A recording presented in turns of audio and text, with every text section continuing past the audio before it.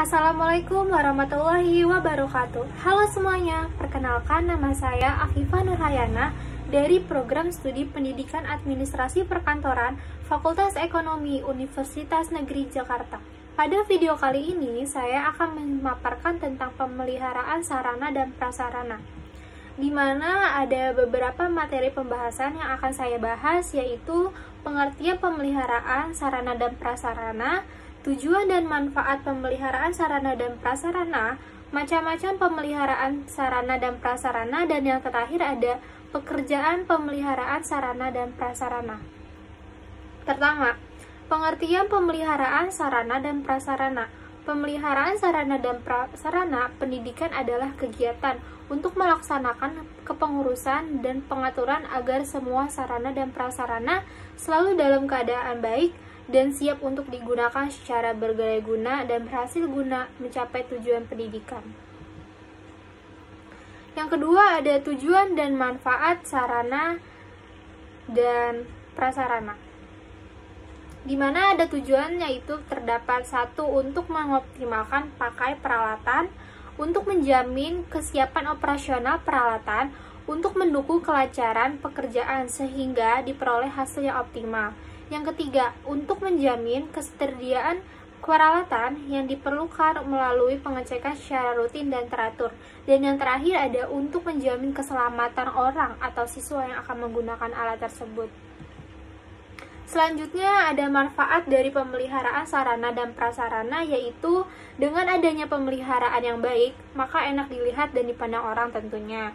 Yang kedua, mengidentifikasi sarana dan prasarana mana saja yang memerlukan perawatan selanjutnya.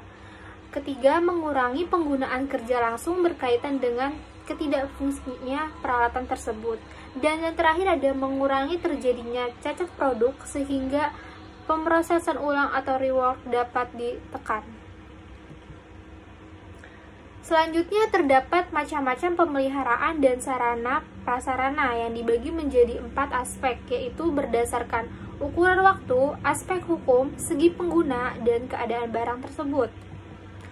Yang pertama ada ukuran waktu, yaitu A. Pemeliharaan sehari-hari, di mana pemeliharaan ini dapat dilakukan setiap hari atau setiap akan dan sesudah dipakai, dilaksanakan oleh pegawai yang menggunakan barang tersebut dan bertanggung jawab atas barang ini, misalnya pengemudi mobil memegang mesin tik, mesin stensil, dan sebagainya, harus memelihara kebersihan dan memperbaiki kerusakan-kerusakan kecil.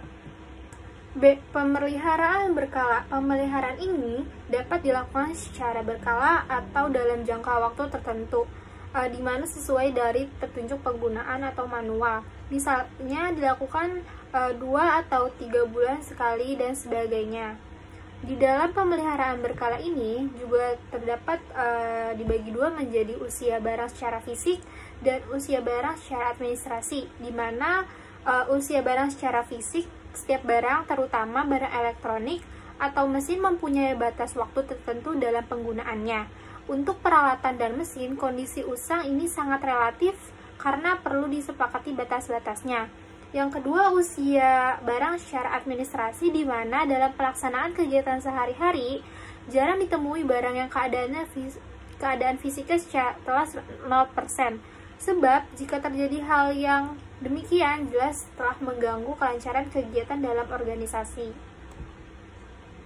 Yang kedua, aspek hukum ditunjukkan untuk memperjelas dan mempertegas kepemilikan barang sehingga tidak dapat diganggu oleh pihak lain. Pemeliharaan ini dapat berbentuk A. Pengurusan sertifikat kepemilikan tanah, B. Surat izin mendirikan dan penggunaan barang bangunan, C. Pengurusan STNK dan BPKB pada kendaraan bermotor dan surat lainnya. Selanjutnya ada segi penggunaan. Barang yang digunakan harus sesuai dengan fungsinya, sehingga dapat mengurangi kerusakan pada barang tersebut. Misalnya penggunaan komputer yang digunakan untuk keperluan kantor, bukan untuk hal yang lainnya. Penggunaan barang pada umumnya dibedakan pada 2 hal, yaitu memperlakukan dan menjalankan. Terakhir ada keadaan barang, di mana dibagi menjadi 2, yang itu berdasarkan pemeliharaan barang habis pakai dan pemeliharaan barang tahan lama. Barang habis pakai. Pemeliharaan ini merupakan penyimpanan sebelum barang tersebut dipergunakan. Pemeliharaan barang tahan lama. Bahan tahan lama dapat dikelompokkan menjadi satu, mesin-mesin, misalnya mesin tulis, mesin stensil, dan mesin hitung. Yang kedua, kendaraan. Ketiga, buku-buku. Keempat, alat-alat laboratorium. Kelima, gedung-gedung. Dan yang terakhir, ada ruang kerja. Selanjutnya, pekerjaan pemeliharaan sarana dan prasarana. Pengertian perawatan.